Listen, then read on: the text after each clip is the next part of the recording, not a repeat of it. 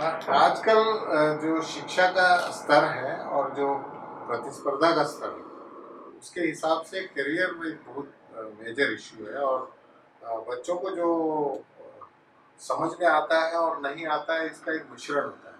कि हमने सोचा कि दो चीज़ें हैं कि जो बच्चे कहते हैं, एक तो है भेड़ चाल। भेड़ चाल में ये होता है कि सब लोग, अगर हवा ये चल रही है तो मुझे भी यही चीज़ करनी चाहिए। तो ऐसा लगता है कि सब लोग अगर कोटा जा रहे हैं तो मैं भी चले जाऊंगा कोटा। हाँ, सब लोग अगर मेडिसिन में जाना चाह रहे हैं तो मैं भी चले जाऊंगा। सब लोग अगर कंप्यूटर साइंस कर रहे हैं तो मैं भी चले जाऊंगा। दूसरा है कि अगर मेरे दोस्त यार कुछ करना चाह रहे हैं और वो मेरे इतने नज़दीकी हैं कि मैं अपने करियर को ना सोचकर उनके साथ रहना ज़्यादा महत्वपूर्ण मानता हूँ, अगर तो मैं वैसा करियर चयन करूंगा। लेकिन इन दोनों केसेस में करियर मुख्य नहीं है, क्योंकि भेड़चाल किसी और ने निर्णय लिया और हम भी सब पीछे पड़ गए उसके। और दूसरा, मेरे दोस्तों ने अगर निर्णय लिया और मैं ऐसा करना चाह रहा हूँ, तो दोनों में करियर मुख्य धारा में नहीं है। तो बच्चों के लिए अगर मेजरली हम बात करें तो बच्चों के लिए ये जरूरी है कि अपना उद्देश्य क्या है जिंदगी में, दूसरा मेरा पैशन क्या है, और तीसरा मैं करना क्या चाहता हूँ, लक्ष्य क्या है मेरा। ये तीनों चीजें अगर ध्यान रखें तो ज्यादा बेहतर होगा इसमें। लेकिन सम्मिलित निर्णय होना चाहिए कि माँ बाप का भी साथ हो और टीचर या करियर काउंसलर का साथ हो। भारत में अभी तक करियर काउंसलिंग एक बहुत ही यानी संकीर्ण स्थिति में है। बहुत ज़्यादा इस पे लोग फोकस नहीं करते हैं। हर आदमी करियर काउंसलर बन जाता है, जबकि वो एक साइंस है। उस साइंस को पढ़ के, समझ के, बच्चे के एस्पिरेशन को समझ के और मेल बिठाना पड़ता है कि उसकी क्षमता क्या है। तो एक बार एक उदाहरण के तौर पर लेते हैं कि क्या होना चाहिए। अ, बच्चे ने 9th में एडमिशन लिया तो वो कुछ सोच के लेता है कि मैं 11वीं में ये सब्जेक्ट लूँगा। आईसीएसई में 9वीं में ही सब्जेक्ट ले लिया जाता है। तो अगर वो सीबीएसई मान लेते हैं, या ज़्यादातर जो बोर्ड रहते हैं भारत के, उसमें 11वीं में सब्जेक्ट लेते हैं, तो 9वीं में वो तैयार हो जाता है मैं क्या करूँगा आगे चल के। ये है कि बच्चों की जिस तरह की मनस्थिति रहती है, बहुत बार बदलाव आता है उसमें, कि 9वीं के बाद एक कुछ और सोच लेता है, 10वीं के बाद कुछ और सोच लेता है, 11वीं के बाद कुछ और सोच लेता है। लेकिन अमूमन 9वीं में ये तय हो जाता है कि बच्चे को क्या करना है, और उसी वक्त तय होना ज़्यादा अच्छा है, क्योंकि आपको 4 साल मिलते हैं उसकी तैयारी करने के लिए। ये बेहतर होता है। लेकिन ये भी नहीं है कि 9वीं में आपने कोई निर्णय ले लिया और हो सकता है वो आपको समझ में आ गया कि ये मेरे लिए ठीक नहीं है, तो आपने अगर 11वीं में बदला है तो भी 2 साल बचते हैं आपको।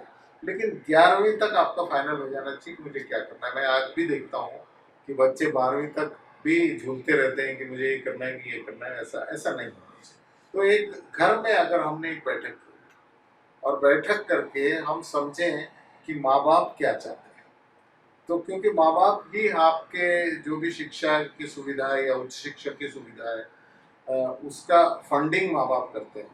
कुछ कुछ समय बैंक भी करता है, लेकिन माँ बाप का दायित्व होता है कि वो चुकाएं भी उसका। तो माँ बाप का ज़रूरी होता है रहना इस निर्णय में और भागीदार रहना। भले ही ये है कि बच्चा ज़्यादा निर्णय की ये रखता है कि मुझे क्या करना है, लेकिन माँ बाप का सहयोग बहुत जरूरी है, इसलिए उनका बैठना जरूरी है। अगर वो बैठते हैं और हम बैठते हैं और हम कहते हैं कि मुझे एरोनॉटिकल इंजीनियर बनना है, तो एरोनॉटिकल इंजीनियर बनने के लिए मम्मी पापा पूछेंगे कि क्या क्या करना पड़ता है, अगर उनको मालूम नहीं है तो आप बताओगे कि नहीं ऐसा है, ये शीर्ष संस्थान है, ट्रिवांड्रम में इंस्टीट्यूशन है जहाँ स्पेस के लिए सबसे अच्छा है, और जेई के थ्रू जा सकते हैं। इस तरह के आप बता सकते हो 1 2 3 मैंने ये दिखाने के लिए बच्चे का कि मैंने कुछ रिसर्च किया है, मैं सिर्फ ऐसे ही नहीं बोल रहा हूँ। तो बच्चे को थोड़ा रिसर्च करके बैठना चाहिए कि मैं एरोनॉटिकल इंजीनियर बनना चाहती हूँ या जो भी है, और वहाँ पहुँचने के लिए रास्ता क्या क्या है। जब ये समझ जाते हैं माँ बाप, तो वो पूछेंगे कि खर्चा कितना होगा, तो बोले 4 साल में इतना फीस है। ये सब डिस्कशन हो जाना चाहिए, और होने के बाद बच्चे को समझ में आता है कि मैंने कितना निर्णय सही लिया, नहीं। एक दूसरी चीज, कई बार हम लोग भेड़चाल में जो मैंने बात कही, तो हमने अपना दिमाग नहीं लगाया होता है। माँ बाप भी आजू बाजू के लोगों को देखकर प्रेशर डालते हैं बच्चे पे कि ये करना चाहिए तुमको, और उस निर्णय के पीछे का कारण होता है कि वो जो बच्चा है, चाहे वो पड़ोसी का या ऑफिस में किसी के पास काम कर रहे हो, उनके उनका बच्चा हो, वो लोग अपनी ज़िंदगी में शायद इनके हिसाब से अच्छा कर रहे हों, तो वो मानते हैं कि वो चीज़ अच्छी है, तो वो मेरे बच्चे को भी वो कर लेनी चाहिए। हाँ, तो इस तरह की सोच जो है ये घातक इसलिए है क्योंकि आपका बच्चा और उनका बच्चा अलग हो सकता है, और इस वजह से अगर अलग-अलग हैं तो उनके सोच, उनके एस्पिरेशंस, उनकी सब चीज़ें अलग-अलग हैं। तो माँ-बाप को इस तरह के प्रेशर डालने के बदले एक एक्सरसाइज करने की ज़रूरत होती है, और वो एक्सरसाइज जो मैं सोचता हूँ और हम करते हैं हर जगह, वो ये है कि आज से 5 साल बाद दुनिया कैसी होगी? क्योंकि ऐसा हुआ कि 10 साल पहले या 15 साल पहले मोबाइल नहीं होता था, तो हमने सोचा नहीं कि मोबाइल टेक्नोलॉजी कुछ होगा, और हमने उस हिसाब से उस समय एक करियर का ऑप्शन चुना कि मैं सिविल इंजीनियर करूँगा या ये करूँगा या वो करूँगा। बाद में ये पता चला कि मोबाइल आ गया, मोबाइल टेक्नोलॉजी बहुत अच्छी है जब तक हम 12th में पहुँचे, लेकिन हमारे वो ख्याल में था ही नहीं, हमारे माँ-बाप ने भी ये सोचा नहीं। तो हमको आज से 5 साल आगे सोचना पड़ेगा अगर करियर का निर्णय करना होगा, और 5 साल आगे ये सोचना होगा कि दुनिया कैसी होगी या दुनिया में क्या परिवर्तन होंगे, क्योंकि इन परिवर्तन के हिसाब से ही करियर बनता है। अगर पानी की कमी है तो इसका मतलब वर्टिकल एग्रीकल्चरिस्ट तैयार होंगे। जगह की कमी है तो इसका मतलब है खेत घरों के जैसा होगा, फ्लैट्स के जैसा होगा, एक के ऊपर एक स्लैब डालेंगे और उसमें खेत बनेगा। तो क्या हमने ये सोचा है कि आगे की दुनिया अगर ऐसी होगी तो आज जो हम सोच रहे हैं क्या फिट बैठेगा उस 5 साल बाद? ये बहुत बड़ा एक्सरसाइज है जो माँ-बाप, टीचर्स को स्कूलों में, माँ-बाप को घरों में और बच्चों को साथ में बैठ के करना चाहिए।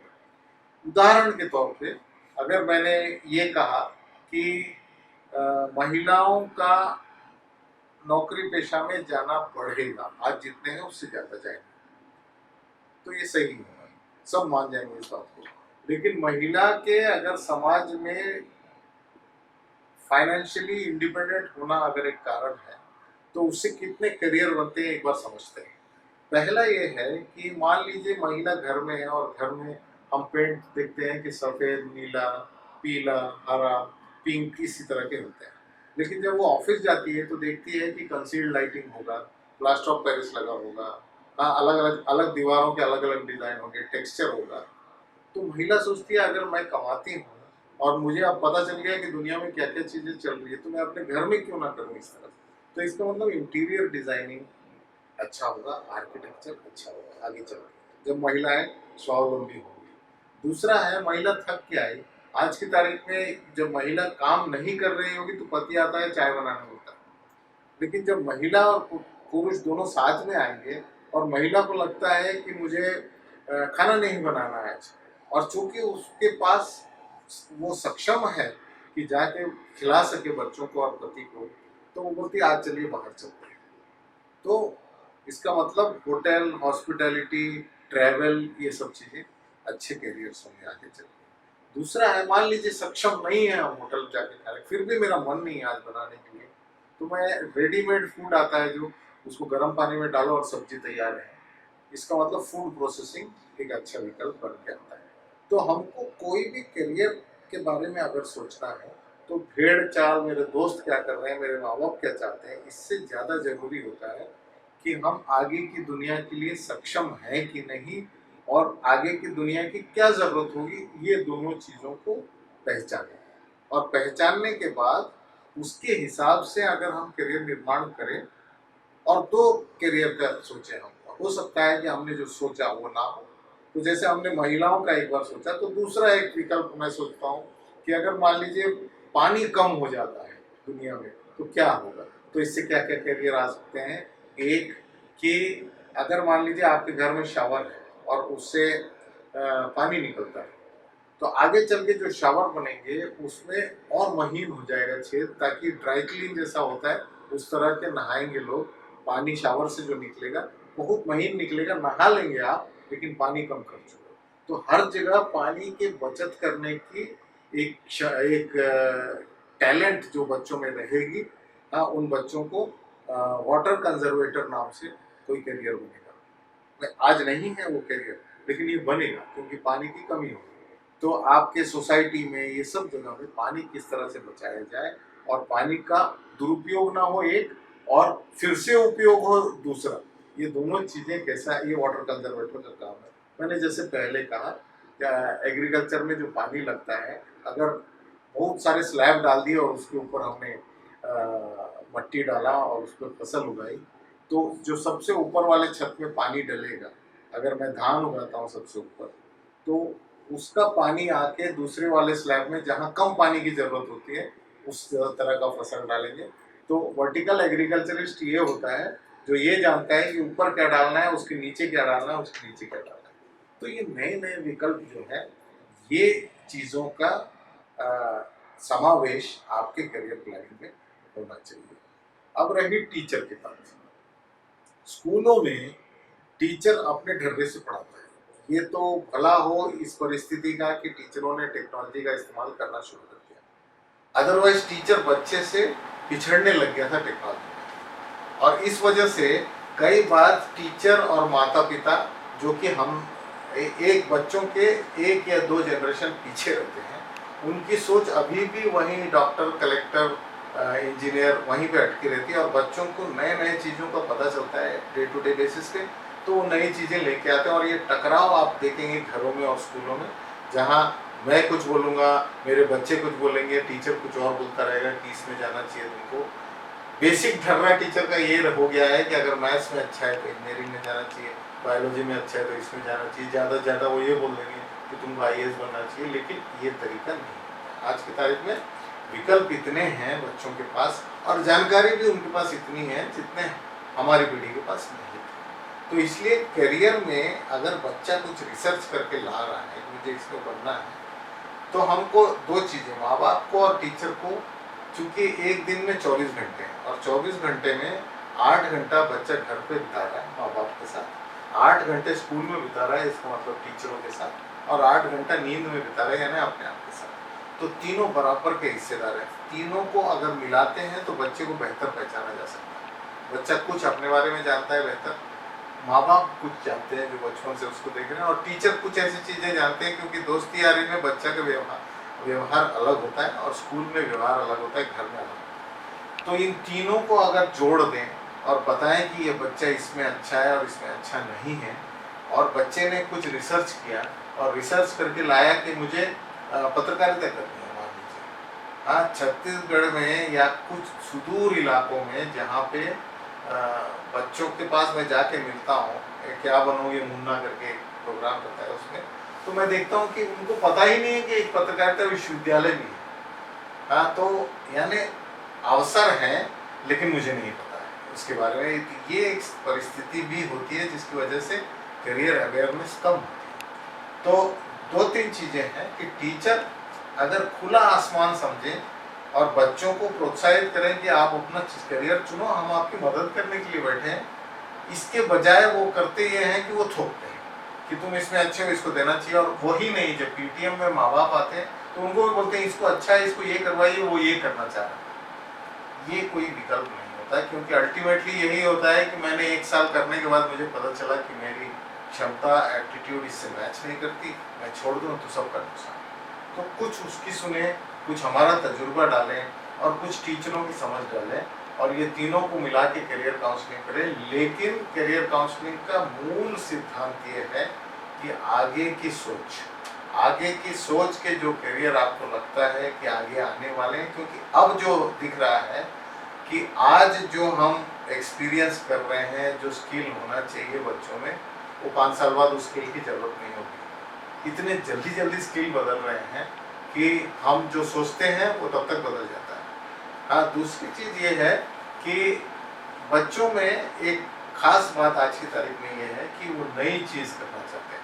कोई ज़रूरी नहीं है कि आप जो सोच रहे हैं वो करना चाहें, और वो नई चीज़ करने के लिए उनको क्या क्या चीज़ों की ज़रूरत है और क्या वो उनकी क्षमता उसको मैच करती है, और दूसरा क्या इतने अवसर हैं कि उनको चांस मिल सकता है, और तीसरा क्या माँ बाप उसको अफोर्ड कर सकते हैं। ये सब चीज़ों को बच्चों को फाइनेंशियली रिस्पॉन्सिबल बनाना। मुझे एक्टर बनना है बोलना आसान है, लेकिन वो रास्ता उतना ही कठिन है, क्योंकि 1 लाख में से अगर एक आदमी भी निकलता है और एक्टर बनता है, या 1 करोड़ में से एक एक्टर बनता है, तो वो चॉइस, यानी हमको डिस्करेज करने की ज़रूरत नहीं है, लेकिन उसके साथ एक बैकअप ऑप्शन देना पड़ेगा कि जिस दिन बच्चा मायूस हो जाएगा कि मैं नहीं कर पाऊंगा, उस दिन आपके पास एक ऑप्शन होना चाहिए जिसमें वो चला जाए और समय भी बहुत बर्बाद ना हो, पैसे भी बहुत बर्बाद ना हो। तो इस तरह की सोच अगर माँ बाप रखते हैं जिससे कि बच्चा ये समझता है और ये जिम्मेदारी समझता है अपनी कि मुझे इसमें थोपा नहीं जा रहा है, मैं अपनी मर्जी से कर रहा हूँ, लेकिन हार और जीत का जो